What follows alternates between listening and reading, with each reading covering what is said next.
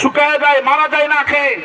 আর বর্তমানে মাত্র 4 বছর হয়েছে আলেম ওলামারা ক্ষমতায় বসেছে, ইসলাম ক্ষমতা বসেছে। আফগানিস্তানের তালেবানরা আফগানিস্তান পৃথিবীর মানচিত্রে 1 নম্বর প্রথম সারির মধ্যে তারা সর্বোচ্চ তারা সুনাম অর্জন করেছে। তারা সর্বোচ্চ তারা খাবার পায়, সর্বোচ্চ তাদের রাষ্ট্রের নাগরিকরা আপনার নিরাপত্তা পায়। আল্লাহু আকবার বলি।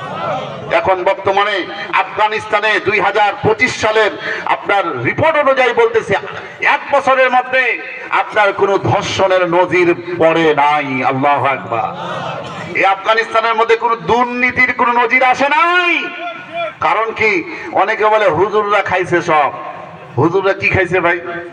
কি খাইছে? একজন ইমাম সাহেব বেতন পায় 5,000, 7,000, 10,000, ঠিক না ভাই? ঠিক।